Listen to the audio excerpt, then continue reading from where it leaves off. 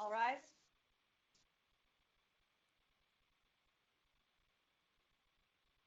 The Minnesota Workers' Compensation Court of Appeals is now in session. The Honorable Catherine Carlson presiding.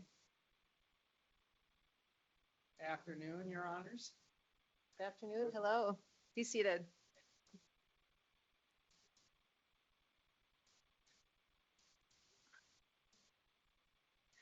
The case now at hand is file number WC 246561 entitled Don Simonson versus Douglas County. As you will see, we have a full 5-judge panel.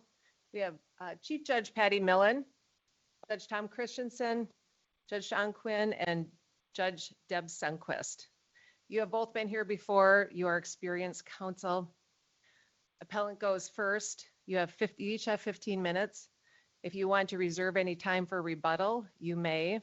Keep track of your own time. When you stand up for rebuttal, the marshal will put any remaining time back on the clock. Also, so that you are both aware, this is being live streamed and it's also being recorded. You are both very good at projecting your voices. I don't need to remind you both to speak up. So thank you. Mr. Kepson, you represent the appellant. You may proceed. Thank you, Your Honor.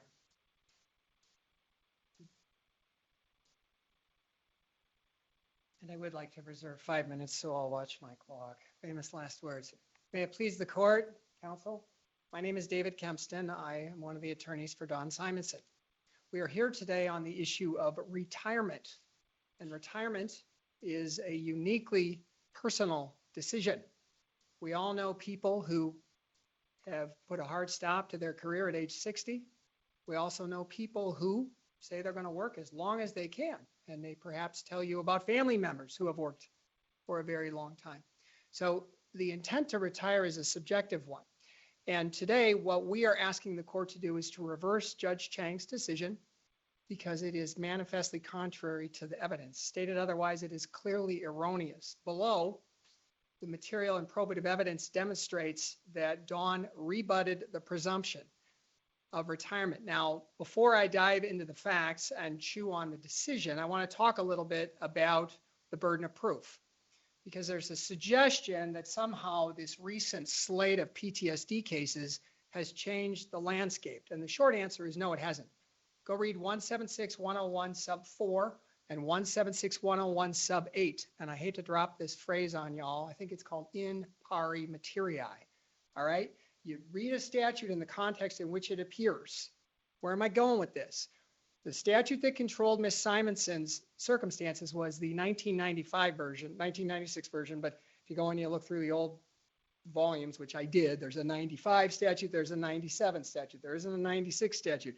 95 statute, 176-101, has a retirement presumption for temporary total disability at 176-101 sub 8, and the standard enunciated there is preponderance of the evidence.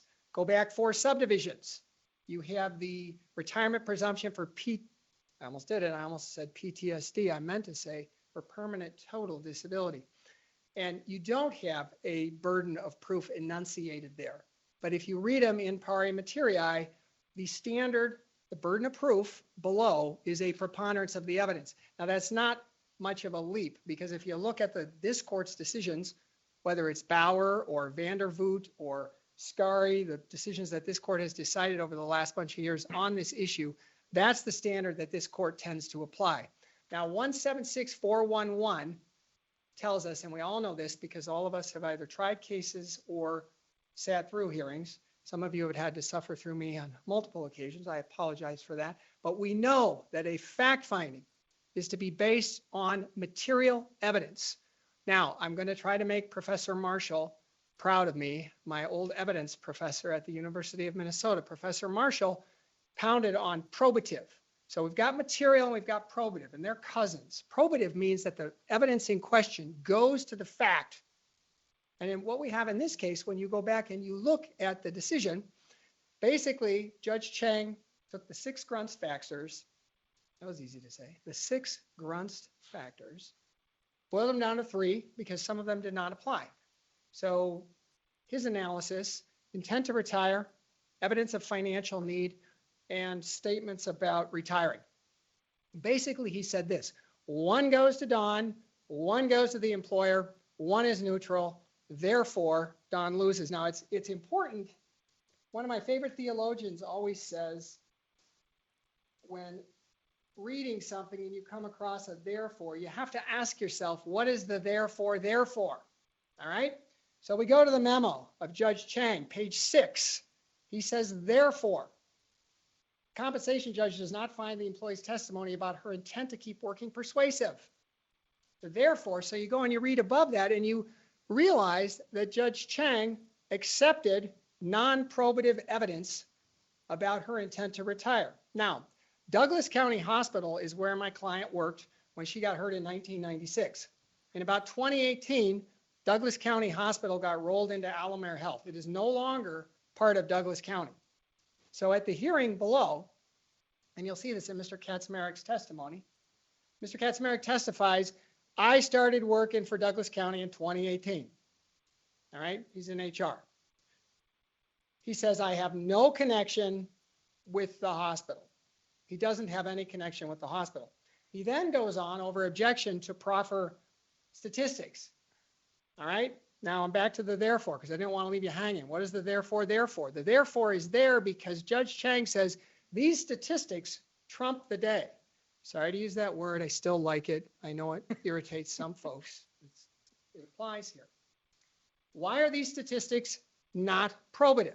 I had a piece of pizza last night, Your Honors. You say, so what, Dave? Exactly my point. When you read the list from Mr. Kaczmarek, 315 employees, and if I'm wrong, Mr. Hartman will correct me. There isn't a single medical person on that list. There isn't a single medical person. None of those people work at the hospital. All right. So you say, you're right, Dave. You had a piece of red pizza last night. I mean, it's not probative evidence as to whether or not Don Simonson had a subjective intent to retire. Now, let me interrupt you, Mr. Kempston. Can we take Judge Chang's memo where he says her testimony is not persuasive, which to me means it didn't persuade him, to mean it wasn't credible, which is, if he had said not credible, that would have been nicer. But can we infer that from that? Yes and no, because in another place he says her testimony is credible. That's about the Right. financial piece. Right. And I suspected the court was going to ask me that. And the short answer is no, because the reason he found her testimony not credible is because of these statistics. Not Now, persuasive. why's that? Was it not persuasive or not credible? To me, those are different things. So can I imply that he meant not credible? I don't think so. Okay. No, And no. why not? Because he didn't use that word. Words have meaning. Now, Oh, and Mr. Kempston, and I understand your argument about your thoughts on the evidence, but my question for you is this. When I read Judge Chang's memo, it looks like he gave all 6 of the factors equal value. And like you said, he kind of tossed 2 aside, said one's neutral, said because they each get 1, that your client loses. Do you think that all 6 factors should be given equal weight, equal value? no, and if you go read this court's decision in Scari or you go read Vandervoort, the court picks which of the 6 apply. There's no reason to waste paper on factors that don't apply. Us lawyers talk too much anyway. So the point here with this non-probative evidence is it's what swayed the day. Now, here's what and then if you read counsel's brief, it's like, well, our statistics beat your statistics. Oh, yeah, well, it reminds me of my favorite line when it comes to statistics. What's that? Lies, damn lies, and statistics. Okay? Mr. Kempston, I'm going to interrupt you because I want you to address something. And I'd like you to address the burden of proof that the employer and insurer are raising and based on the Jutnan case at the Supreme Court, because this is new and we need to talk about this. Well, and Okay, let me just ask you the question. The presumption can be rebutted by this phrase, substantial proof to the contrary. Okay, substantial proof to the contrary. That has been raised over and over in the trial transcript and then, of course, in Mr. Hartman's brief. I want you to address what would be necessary in order for that burden of proof to be reached. yes, and the Supreme Court has helped us in 2 old decisions, Henry and Nibby, which we quote in our brief. The Supreme Court says one of the key pieces of evidence in an retirement scenario, and this is pre-95 presumption of retirement, but the Supreme Court says the employee's testimony is tantamount. All right. Now I know that 101 sub 4 says the employee's subjective statements alone don't get you there. But in this case, we have more than that. We have the financial records. So to get back to your question, we did provide substantial evidence of record at the hearing. How did that come about? In two ways. One was Dawn's undisputed testimony. I'm going to keep my job. I have family. I know people at this hospital. There was a doctor, I won't say the name correctly. It was in the Dr. Akravin was in his 70s. There was a Margaret who was in her 70s. She knew people who were still working into their 70s. She has a grandma who had worked to a longer age. I think 76 was what she said. My point is that Dawn's testimony wasn't impugned. She wasn't impeached. But There was it persuasive? Other than, Was it persuasive, Mr. Kempston? what's that? Was it persuasive? It was, but for the non-probative statistics. Again, we're back to my piece of red pizza, Your Honors. This evidence is not probative. It's not probative. I mean, Mr. Kempston, I have a question regarding basically the policy behind this, because we have a presumption, and this presumption that is in the statute is basically based on some assumptions, I think. And I want you to just think about this, because I need you to go with me. This is an employee who started working at the age of, 35 for the first job ever, right? So she doesn't have the ability to put in any money for her Social Security, very little money into her retirement. And it seems to me that when the legislatures got together and put this presumption in place, there were a number of assumptions. One was we're going to have an employee, an injured worker who may have already put in money for Social Security. I mean, that's probably generally true. Didn't happen here. We would have maybe she put away 16 grand, but if you look at that, that's 1 year of her total benefits, which is right at about the poverty threshold. Right, exactly. But that's the other thing. She would have had an opportunity to possibly put in money into her pension plan. So not Social Security pension. But that's not what happened here. So I think the assumptions on which the presumption are based did not happen in this case. Am I right? I think so. And I think that's why Dawn testified in unimpeached fashion. She was going to work for as long as she could. It was a sedentary position. There's no mandatory age. I've got 3 minutes and 43 seconds left. I want to save it, but I see you have a question, so I certainly don't want to cut the No, cord I off. think we all have questions, and go ahead. Yeah, and Mr. Kempson, to be clear, if we have questions and we anticipate that we will, I appreciate you keeping your eye on the clock, but we have plenty of time. Okay, it's not shut up, Mr. Kempson time yet? Okay. Oh, but I do appreciate you keeping your eye on the clock. And I know that you want to reserve some time for rebuttal, and that's noted, but I just want to follow up on what Judge Sundquist was saying. And Mr. Hartman, this is going to be a question for you as well. In respondent's brief, Mr. Hartman's brief, this is what he says. There is no case law indicating that an employee's need for public benefits in the event that they are unable to rebut the retirement presumption is something that a judge must consider in a retirement analysis. Okay, so what, two questions. Number one, do you agree that there is no such case law? No, the Supreme Court's been pretty clear about the public policy behind work comp, that we're not Frankie versus Fabcon. I tell my law students all the time, the old cases, they offend the gender folks these days because it says the employer shall bear the blood of the workman. That's the old case law we all know from the 1920s. It's offensive because it's gender specific, but it's applicable and it still applies. What happened in this case, if you look at the evidence offered by the employer, there was all this evidence about other programs.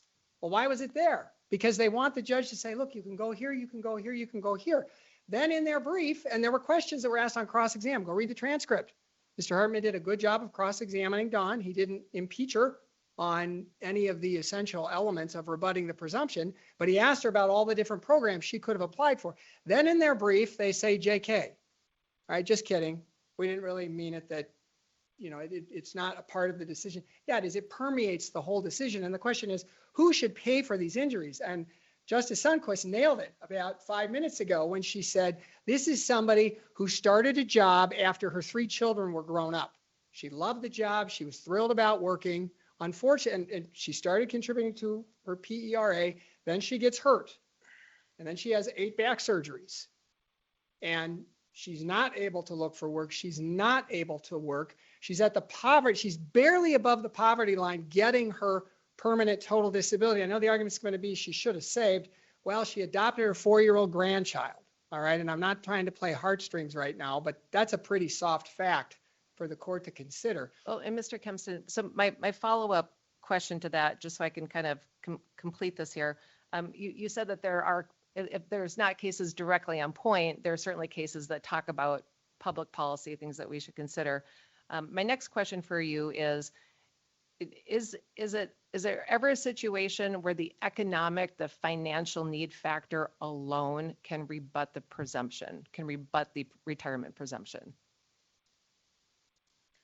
My understanding of a presumption is that you've got to have some affirmative evidence to rebut it. And yes, if you had a bunch of neutral factors and you had one that showed that the financial evidence was sufficient, that would rebut the presumption. Because again, we're back to the preponderance of the evidence. 176-101 sub 4, 176-101 sub 8, you read them in tandem. We don't jump into the PTSD substantial evidence. Now, if we go to substantial evidence, because I see perhaps some wrinkled brows. Well, you said PTSD. I did, I'm sorry. I You're going to didn't know accord if we're me, still tracking. you're going to accord me some judicial grace. You know I'm not tracking, Your Honor. You know that. All right, the red light's blinking at me, so I should shut up and sit down unless. I have a few questions for you. I start out in this finding in order with the conclusion, and I'm going to ask Mr. Hartman the same questions. As each party has an equal number of factors in their favor, the CJ cannot conclude the employee has rebutted the presumption. The only factor that weighed in the employee's favor was her current financial situation. So he found that one factor favored the employee. And by the sentence above it, he found that one factor favored the employer. Which factor favored the employer in this judge's decision? The statistics. My statistics beat your statistics because Okay, the Don Simonson statistics. didn't bother to put in any statistics at the hearing. Okay. And then if I go to page 6, and again, I'm looking at the memorandum, intent to retire, it says the compensation judge finds it unlikely that the employee had concrete thoughts on retirement prior to the date of injury. Can you point to me which finding that is in the findings in order? No. Okay, so, and then he goes about what was not presented. The absence of evidence is evidence of absence. We've heard that quote before, haven't we? But here, I have to say, he makes a finding in his memorandum that he doesn't make in his findings in order. And if he goes back and finds it unlikely that the employee had concrete thoughts on retirement prior to the date of injury, he finds her uncredible. Is that a finding in his findings in order? No, the only finding about credibility says that she was credible. Now it's limited to, it's finding 26. The employee's testimony regarding her finances was credible. But this goes back to what I said. Dawn gave a lot of testimony, both on direct and cross, about her intent to keep working. And it wasn't impeached. You have these statistics that come along and say, look at 315 people who have absolutely nothing to do with what you did, where you did it, in the time frame you did it. There's only 14 of them still working, and that's, I'm bad at math. I was an English major. That's about 4%. So I guess the statistics do show that some people keep working past the age of 67, even when they have PERA monies to disincentivize them. And frankly, that should be, that's disturbing to think that we only work because of a buck. That is disturbing. And that's the inference you draw from this memo. She's disincentivized to work at age 67. Well, what if you like working? What if you like your job? What if you like the people you work with? What if you need the mental stimulation? What if your spouse says, if you retire, we got problems?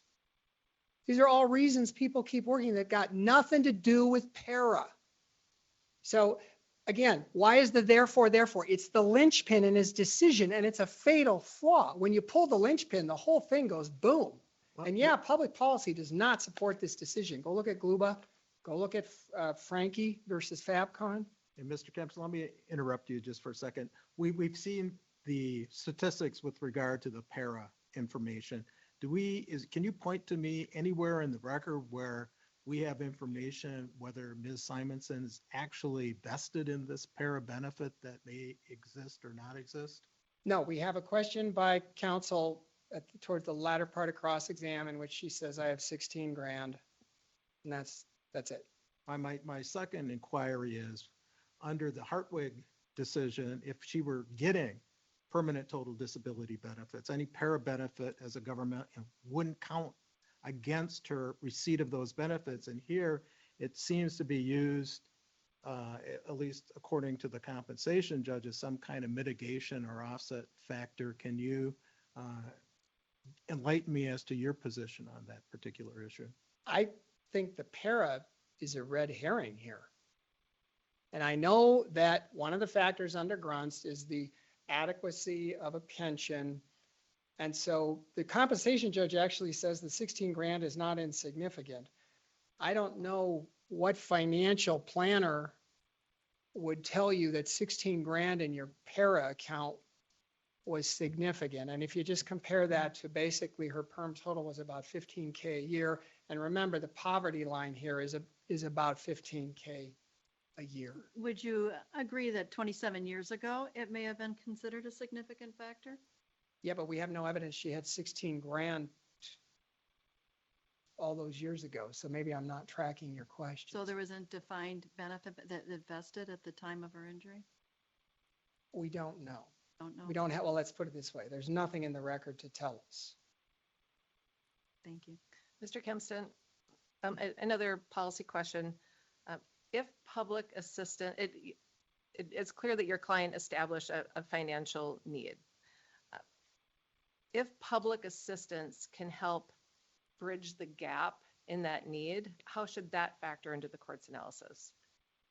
Well, we know how it works with Social Security. There's an offset. I mean, as you can unpack the question, technically or policy-wise, which Policy-wise. so again, if work comp is primary, all right, we learn that at a young age. We learn that relative to no fault benefits. We learn that in a situation like this, the Supreme Court has told us over and over, industry is to bear the cost of the injuries that industry produces. That is a fundamental piece of work comp policy. It's called social legislation. And I know in this day and age of full final throw away the file, voluntary resignation, litigation, we forget that. But all of that language in the Supreme Court, it hasn't been reversed. The Supreme Court has concerns about other systems picking up the slack that work comp should be paying. So when you take somebody like Don Simonson, who wasn't applying to all of these different programs, I think she had applied to one, and then you move her off of work comp and you put her onto the public dole, you start hitting the taxpayers for the benefits that work comp should be paying for. Okay. And Mr. Kempston, I'm going to stop you just so I can make sure everybody's got questions answered. Anyone? Good. We're about 8 minutes over, and I know you wanted 2 minutes for rebuttal. I And wanted say 15 minutes for rebuttal. Wait a minute. And you wait a and you minute. may have it. So Mr. Hartman, you get 10 extra, so you have 25 minutes so that you have fair time as well. All right. Thank you.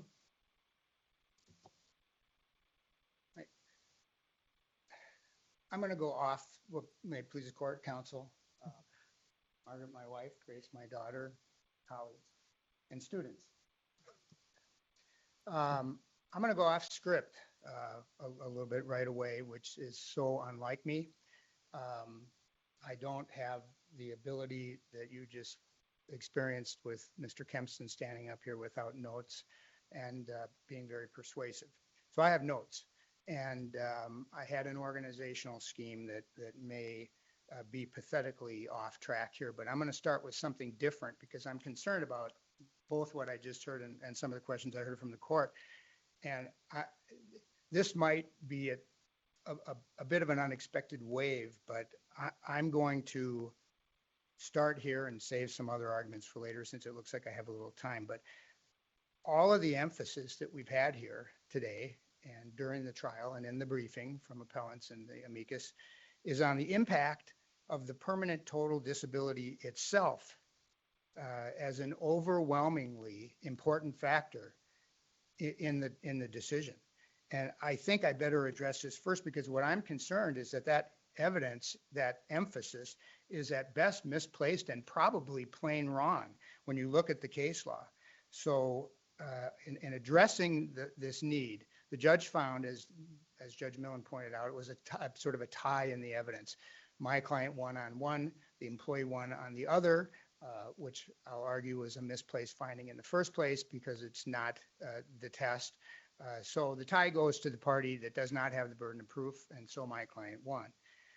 In addressing that, the 6 factors that incidentally counsel suggested that Grunst, which is a Supreme Court case, laid out the 6 factors that the Court of Appeals has been using. That's not true. They discuss sort of circuitously some of the standards, but they don't lay out the 6-factor test. That's exclusively something that was adopted by the Court of Appeals to work through this process. And in doing that, this third one down is whether the financial need to keep working. And what we've relied on here in the evidence, and Judge Chang appears to have solely focused on it, is that her current income doesn't cover her expenses. So A question, I Yes, just want to Judge. interrupt you, Mr. Harmon, is that if you look at our recent decision in Bauer, we included kind of the household income, including both, and we understand from the testimony in the transcript, Ms. Simonson is married. She has a husband, but we have no information, unless you can point it to me in the record, where we can find what, if any, income her husband is contributing to the household. we don't have any evidence what income is being contributed.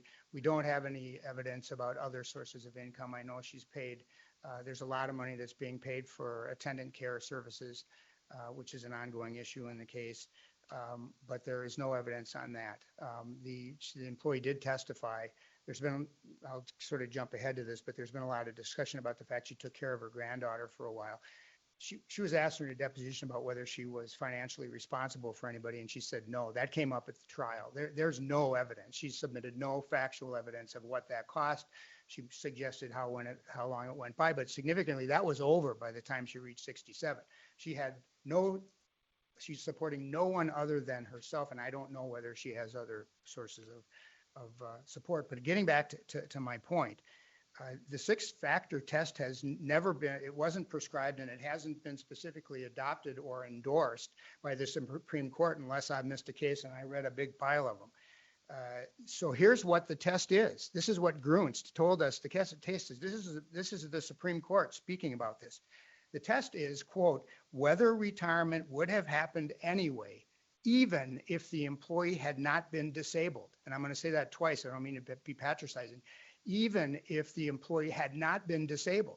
Well, what we focused on and what the judge focused on and what appellant's brief is focused on is exactly the opposite of that. It's the impact of the financial condition, of the permanent total and the disability. It's the impact of that disability on the employee's financial situation, and that is not what Grunst said. The test is clearly not, and this is in the judge found, here's the test, the employee's need for permanent total disability benefits. Nowhere does it say that in the statute. Nowhere does it say that in the case law. The test is definitely not, I'm not retired because I'm permanently and totally disabled and I need more money, so I would have kept working. Well, that's a non sequitur. I would have kept working because I'm permanently and totally disabled past age 67. No, you wouldn't have. You're permanently and totally disabled. So I think we've got to do a deep dive into the test here, because Grunst went on to discuss the difficulty of this analysis because of what they called the hypothetical nature of the exercise, as it requires determining, and this is really important, quote, what a person would have done if the circumstances were not as they are. But in the decision, the judge did just that, just the opposite. He focused only on the financial circumstances as they are due to the disability, which Grunst said we're not supposed to do. So again, I think, clearly the test is if the employee would have worked past age 67 if she had not been injured. And on the record here, that's extremely unlikely. And I do want. Well, how do you get to that? I get to that from reading the Grunst decision. No, how do you get to the conclusion for this employee that this employee was unlikely? The only thing we have is her saying, I loved my job, I would have kept working. Yeah. And I realize the employee's testimony by itself under the statute isn't enough, but We have way more than that. We have, this argument that first of all, the judge made some very good points, and I can talk about this in a section I'd hope to talk about in the evidence. There's way more evidence here than just Mr. Katzmerit's statistics on who are working, and they're arguing this is completely irrelevant because, one, they don't apply to the employee, and two, they weren't in the statistics that were in existence when she was injured. Well, if you look at the testimony, what she said was, I would have worked for the county for the rest of my life. These are the county statistics. And not only that, to argue in the amicus brief and the appellant brief that these don't apply because they're current statistics, not the ones in existence when she was hurt, that's exactly wrong, because they're exactly the statistics you'd want to look at. You would want to look at the percentage of the population of employees of Douglas County who are working now or retired now when she turned 67. And that's the statistics that we put into evidence. And what those show is that the probability of working full-time for the county, which she said she was going to work for the rest of her life, is just over 2%. do we look at whether this employee or any employee would continue working for the employer at the date of injury or just continue working? She said she would have continued working for this particular Right. employer. But I mean, it's a my general job. concept. Now, it's complicated because the county spun off the hospital, right? Nobody produced any evidence that this position even exists anymore in the hospital or the county. So, the fact that an argument that these are irrelevant because they only apply to her employer is wrong for the reasons I just suggested. So, Mr. Hartman, yes, Judge.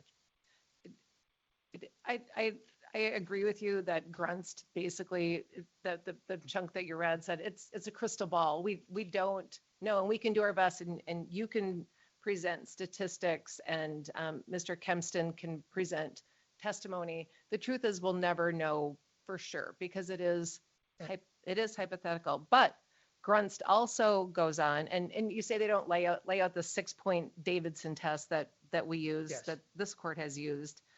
Not necessarily specifically by the Minnesota Supreme Court, but Grunst does go on to say, and I want your comment on this, depending on the particular case, such other evidence might be the availability of the type of work the employee was performing, not entirely relevant given her medical We have situation. no evidence on it. But then says the presence or absence of a pension plan or other retirement arrangements and their adequacy. So do you agree that Grunst does also talk about the retirement presumption should take into consideration the financial need? I think not only the financial need that would exist, but for the injury, if the employee had not been disabled. Grunst says that twice to us. And so, and if I can go back a little bit here on this idea of saving, it's probably it's a little insensitive. The judge didn't put a lot of weight on this, but on cross-examination, I asked her about herself. What have you saved? Because she received something like $407,000 in workers' compensation benefits that were tax-free. And the judge says, well, that's not really important because that works out to like $15,000 a year, which is what we just heard about. However, what the judge did not point out is her average weekly wage was, what, $373.30 a year, a week? That's $19,000 a year. So if we're going to make that comparison, that's 19,000 taxable dollars, and as compared to 15,000 some non-taxable dollars. Whereas when she was paying tax on the $19,000, she was contributing to a pension plan. And by the way, I'm going to work forever is credible. I'm never going to stop working. So I'm going to put money, my own personal money, in a pension plan.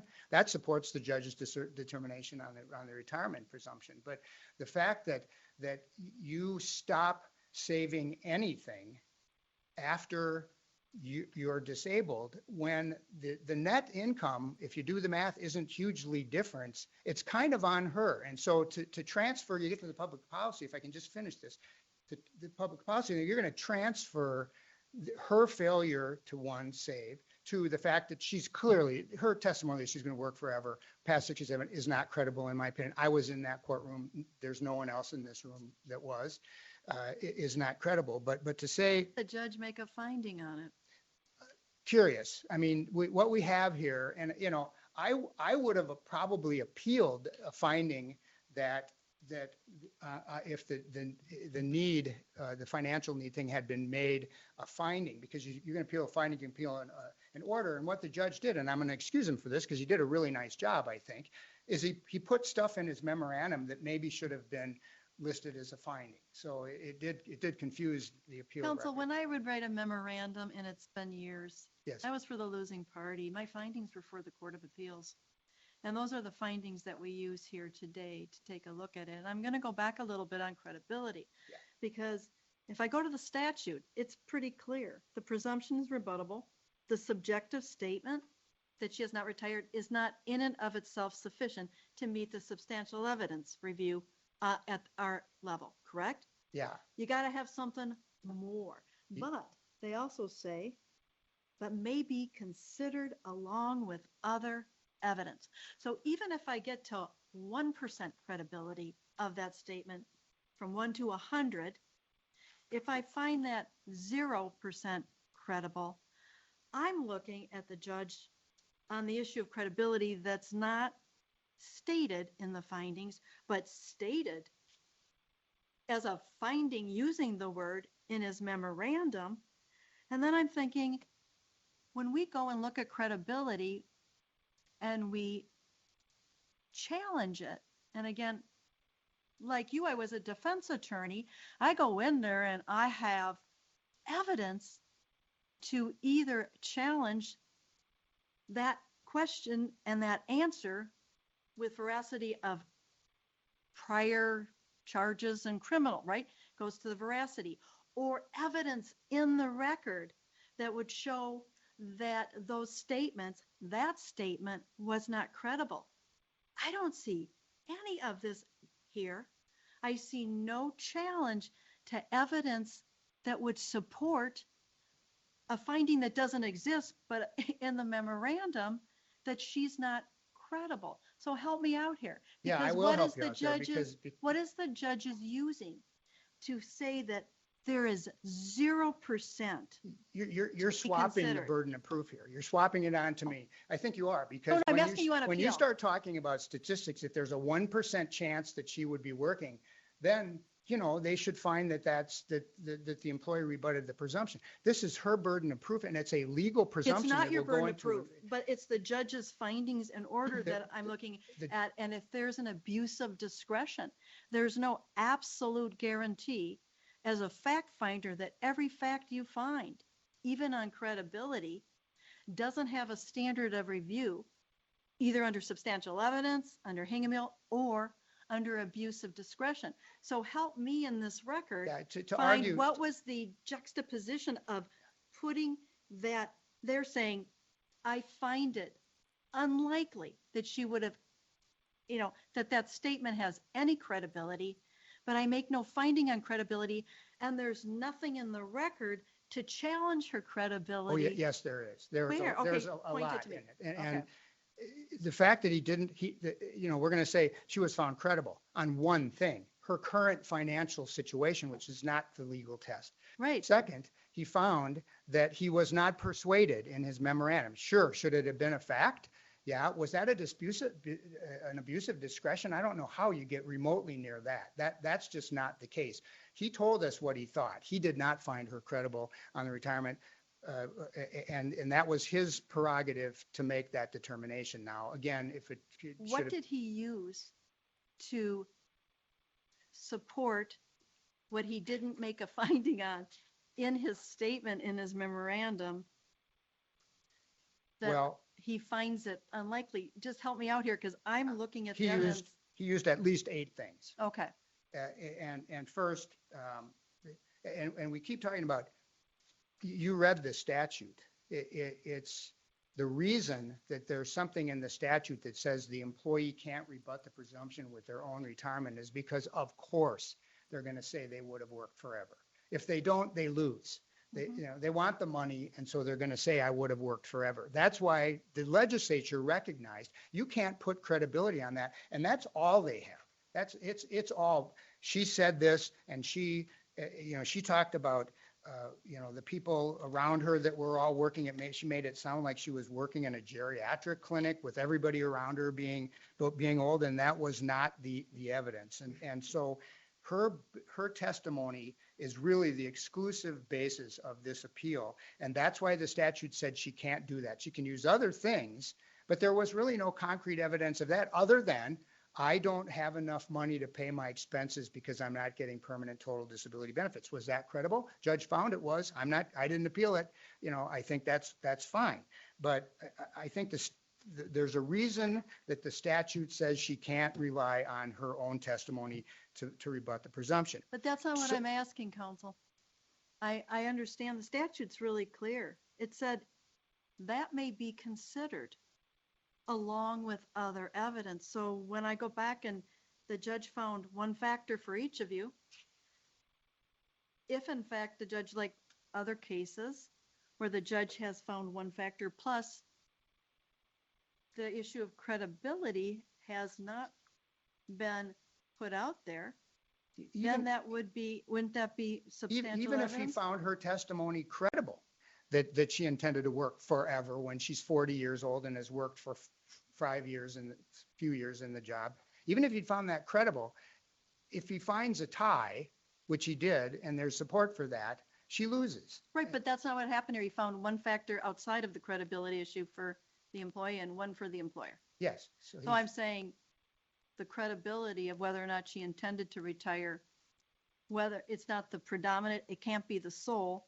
but it could be considered along with other evidence, Yes. was never And ever addressed in any finding. Well, it may not have been directly laid out, here's why, but it's clearly in the decision. He didn't lay out why he thought she was credible when she talked about her finances either. It was a finding.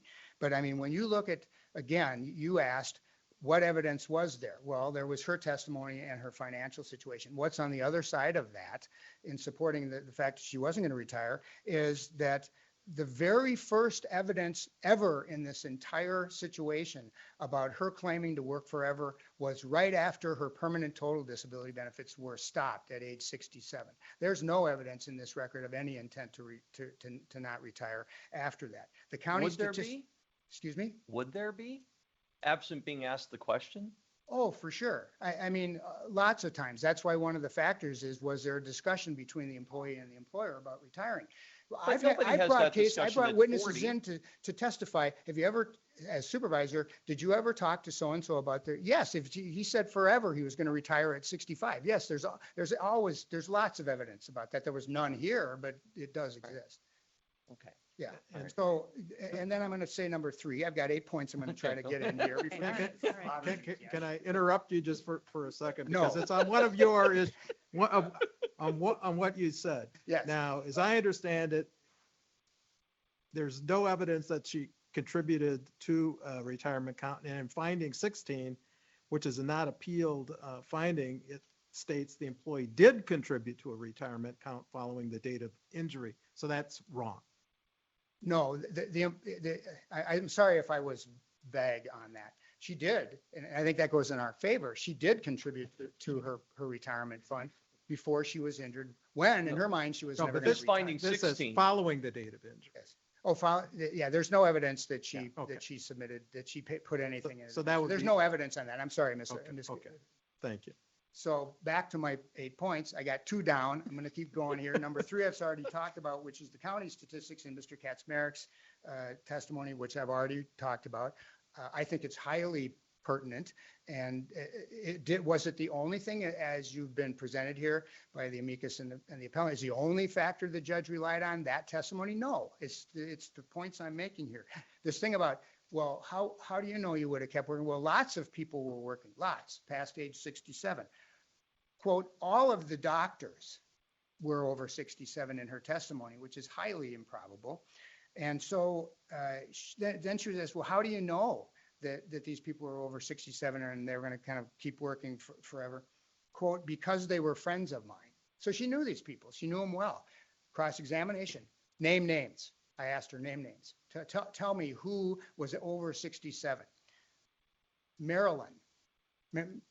No last name. This is a friend of hers. She doesn't know the person's last name. Well, Marilyn was over 67. And number 2, she gave 2 examples. Dr. Ackhaven, he was, quote, like 80, she said.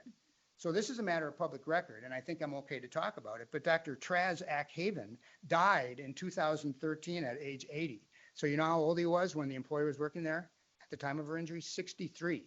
He wasn't 80. He wasn't 67. He wasn't 65. He was in the prime of his working career. To her, he's evidence that she would have worked past 80, and he's not. Number 5, the judge's well-founded skepticism that the employee would have had concrete thoughts before the injury about working for the rest of her life. She was, again, 40 years old. Do people think about working for the rest of their lives at 40? I probably did, but it's my life. But I don't think most people do. 6, there's no evidence that the job she said she'd work in forever, even exists anywhere within the county or at the hospital. 7, her own contribution, as I mentioned, to a pension fund when she said I was never going to retire. And then the judge's persuasiveness, number 8, that she would make a decision, I'm going to work in a job forever that I've worked in for a few years. I mean, we all get a little tired of our jobs with the passage of time, and to lump all that together and say that she can rebut the presumption because she says, well, ignoring all that, I would have worked forever. That's not what the test is. And that's why I did kind of want to talk about, and if it's okay, if I have time, Well, you do have limited time, and I want to make sure that we all get a chance Yes. to answer questions. First of all, now that I'm a government employee, I know that I'm forced to contribute to some type of a pension. Yeah. And you talk about it like she was contributing to her parents, so clearly she was thinking about retire. Was it even a voluntary contribution, or did it just magically come out of her Well, check like mine does? no, that's a great question, and there's no evidence on that. I'm assuming that her personal contribution to that would have been voluntary. Okay, and then, all right, and you're right. Voluntary? Voluntary, not involuntary. Her voluntary, her Okay. personal part of the contribution. The Okay. county may have had to put Okay. money in. Okay, Yeah. and you're right, we don't have, again, mine's No my evidence, personal experience. devoid in the record. Yeah. And we've talked a lot about the intent factor, and again, it is a bit of a crystal ball. So I want to just shift back over to the financial need Okay. factor again, if we can. And you talk about her failure to contribute even that same 4%. According to my math, which might not be entirely sound, but 4% of what your client has paid her over 27 years is just over $16,000. So, and with About investment. the investment Well, factor in Again, 27 and that's a different years. algorithm that I'm It- not, It doubles every 7 years if you, right. And I didn't do that math, but my point is, even had she taken that 4%, that's $16,000 over time, would you agree that there would still be a gap that's still substantially less than she would need to make ends meet? no, I would not agree with that. I think she's close enough now that if she had continued to contribute the same percentage of her net income, which is in this case PTD benefits, as she had before with the compounding and investment income, that she would have enough so that it would cover her expenses. But is there any evidence to support that? I mean, I feel like that's based on your math and your own investments. Or is there any You know, evidence to support that? well, I didn't bring in a financial expert to testify what it would have been, if that's the court's question. I just thought it was an important factor that all of a sudden you're contributing, and then when you have roughly the same take-home income, you stop saving anything for yourself. Well, and then let me ask you this, and I'm going to ask you to assume something. Assuming that even if she were to contribute and there was still a gap and public assistance would be needed to bridge that gap, is that a public policy consideration for this court? Yes, it's a consideration. You know why? Because public policy supports the court not rebutting a statutory legal presumption on this type of evidence. That's what public policy, and transferring the obligation to pay retirement benefits to the taxpayers of Douglas County to when 98% of their employees have retired. That's what public policy supports. Not the public benefits are the public benefits are there for public benefits. She is not unique, by the way. There are millions of people who are her age who aren't working, who can't cover their expenses. And that's why I asked her a lot of questions. Some of the things that she should have looked into or could look into that might be available weren't yet looked into. And so that, I mean, I think the public policy arguments are misplaced here. I think the public policy falls on the side of affirmance. But if I can, what I want to do, because I'm spending all this time and I'm hoping I can talk about the amicus brief, but I want to talk about the burden of proof one more time. And it was brought up here. You will not find the word Juntanen or a discussion of the burden of proof in the amicus brief or the appellant's brief. That word doesn't show up there. And there's a reason that you won't find that, because if you pay attention to that decision, it's fatal to this appeal. Now, there are arguments about, what is the burden of proof here? And I don't think Juntanen told us specifically, is it like a criminal case? Is it beyond a reasonable doubt? But they didn't say it's more probable than not. Or the standard, what's argued here is we should use the same standard to rebut a legal presumption as we do for anything that you have to prove in court. And that's not the case. We were very lucky in this case because Juntanen came out shortly before the trial. It was December of 2022. And what it said is that the party attempting to rebut a presumption, quote, faces a higher burden than in a case in which no presumption applies. So what's the test when the presumption does not apply? It's the preponderance of the evidence. So what do we know? It's something more than that. How can you argue that it is that when they've just told you it's something more than that? And then they go on to say it takes in their words, strong showing that can be satisfied only by substantial proof to the contrary. So this is a case where the employee has this burden. I could come into court and say nothing, do nothing, and introduce no evidence, and I should win. Unless there's overwhelming evidence that she would be working at age 67, and you can't make that determination on this. What record. would that It's look not like, fair. Mr. Hartman? Excuse What exactly would that look like? Can you give me a scenario of what would constitute substantial proof to the contrary? Yeah, I suppose you could look at a lot of different things. I mean, I'm just going to do this on the fly, but it could be, I have 5 disabled children and my husband's disabled and I'm 67 and I'm going to have to pay for them for the rest of their lives. I mean, I don't know what it is, and I'm not going to project that on the Supreme Court. All I'm telling you is it ain't the preponderance of the evidence because they told us it's not. So You're not going to project that onto the Supreme Court? Are you anticipating something here? Can you project that onto the Work Comp Court of Or I Appeals? may- yeah. Can you Project project on it to us? Okay, we'd like to know. Yeah. What would that look like? Well, what the burden of, your question is, what should the burden of proof be? It should be, That's not my question. I'm going to assume that what you are saying is the actual burden of proof based on the Juntanen case. I haven't I told want you you what to the burden. show me, I want you to tell me what that would look like in this case. This would be, for instance, and I haven't told you what the burden of proof is. I've just said it's not the preponderance of the evidence. I don't know what it is. It's something more. So it would be me doing what I just said, coming in and saying, I got the presumption, I'm not saying a word. You can't, and then you get her supervisor. Oh, Miss Simonson told me that she was going to work until the day she died. She said that ever since she came in. 55 employees in the same job working past age 67. Lots and lots of evidence. Okay. That's all I can tell you. A lot more than just more probable than not. And in this case, it's not more probable than not. The evidence supported the judge's determination that she would not be working past age 67. There's two things that bother me about the Gentleman argument that you're making. And I'll just. Only two? Only two. Okay. Only two. Because I thought about it as I was reading your brief. The Gentleman case they're talking about a different presumption, of course. And the presumption, the PTSD presumption as applicable to first responders, says that the employer may rebut this with substantial factors. Those words are used in the statute. And you know what else the statute says? Beyond the preponderance of the evidence. Right. It doesn't say that in the PTD. That's a Right. big deal. Right. Right? So, but they're talking about substantial factors. And then we use, as you know, substantial evidence. Is there substantial evidence in the record to support a finding? We say that all the time. Too much, because it's wrong. Go ahead. And I'll tell you why. Yeah. Because we call it a hang a mule. This is a Yeah. fact Yeah. appeal. We're here on a fact appeal. Let's hang a mule.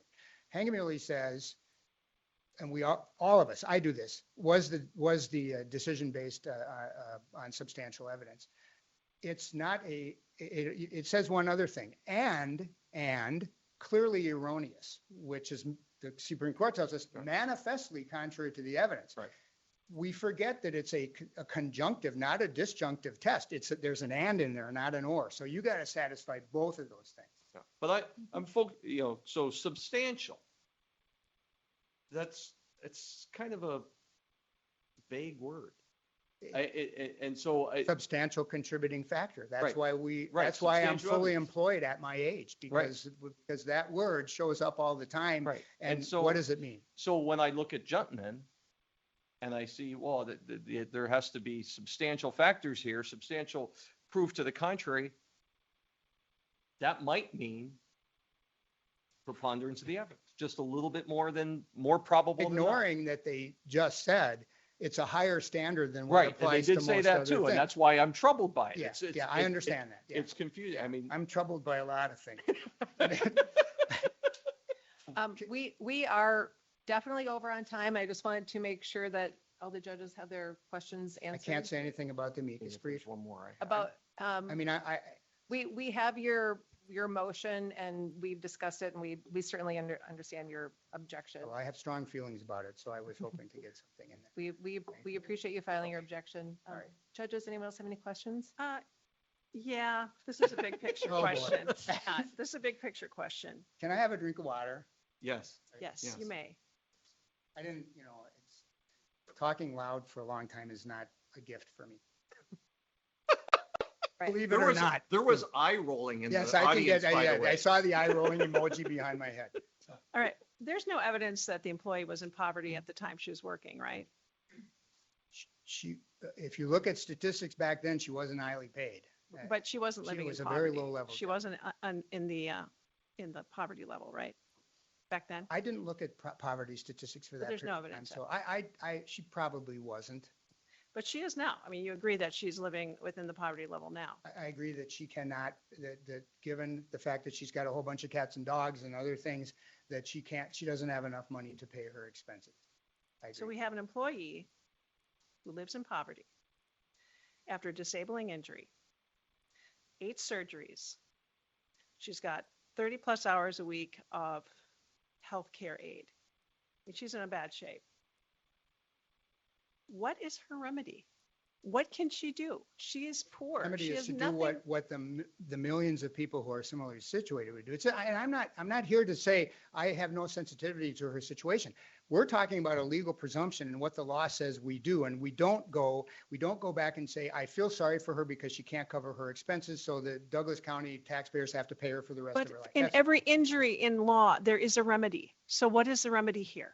the remedy here is the same sources of income for impoverished people that are ubiquitous throughout the federal, state, and county level. That's what it is. So the state aid or county aid or.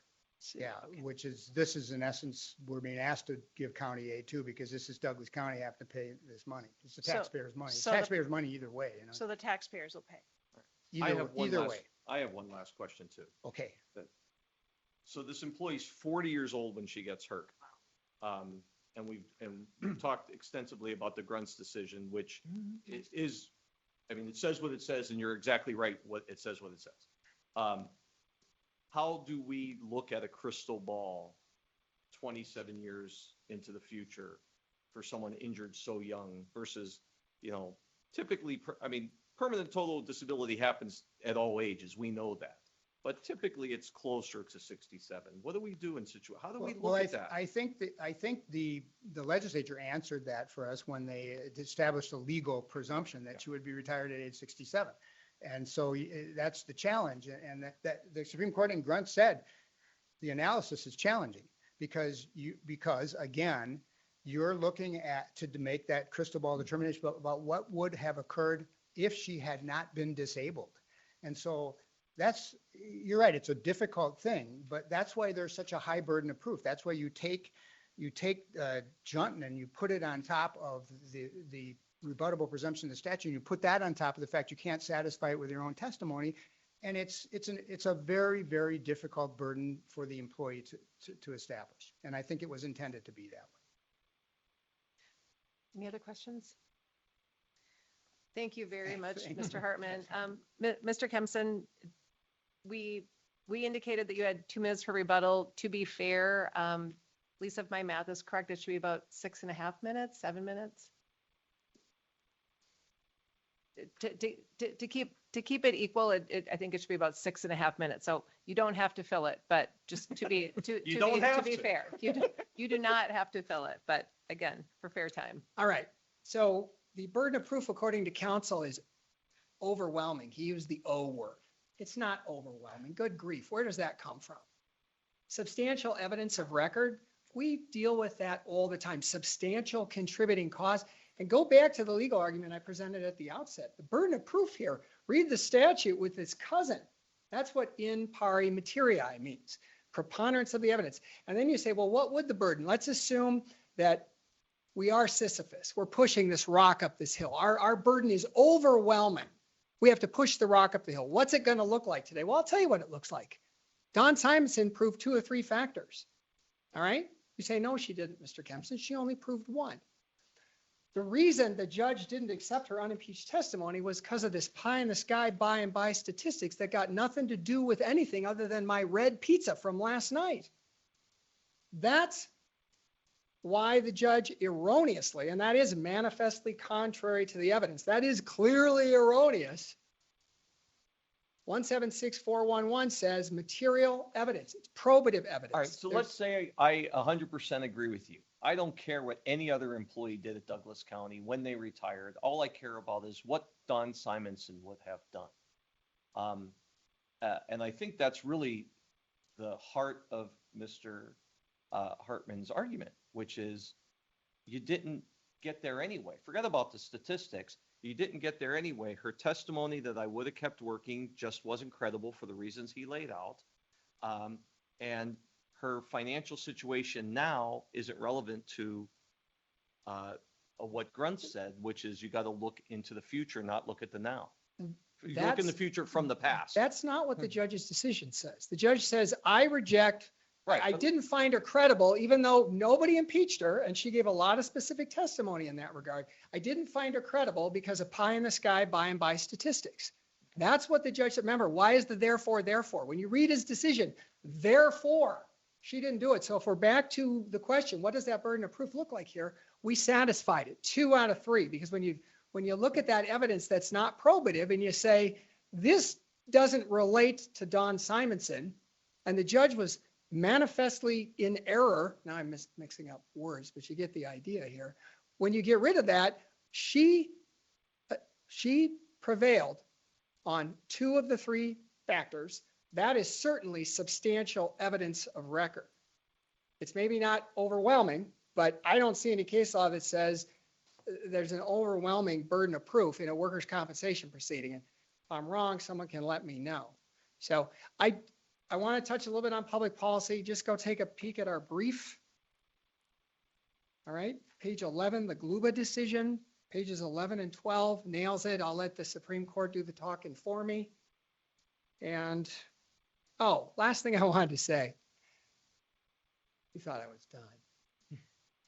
My client got hurt right after the draconian amendments.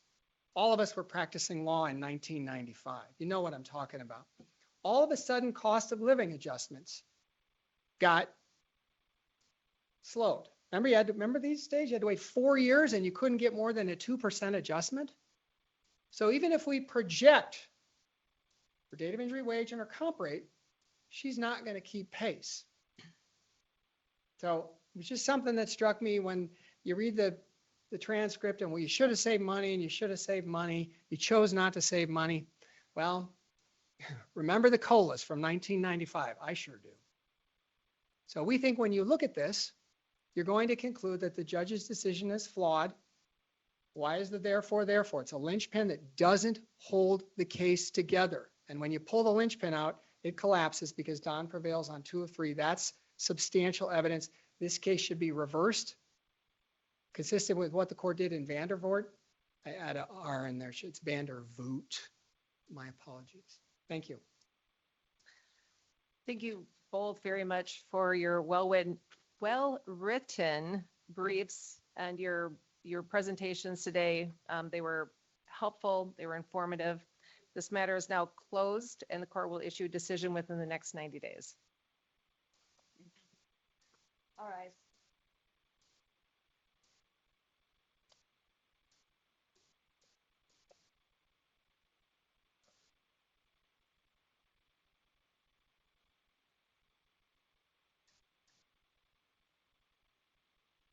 Thank you.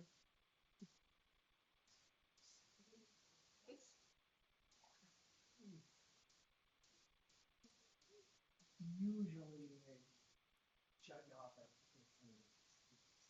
They let us keep chatting. The shop this weekend. You know, you're what? I had a so usually. Good job, Jim.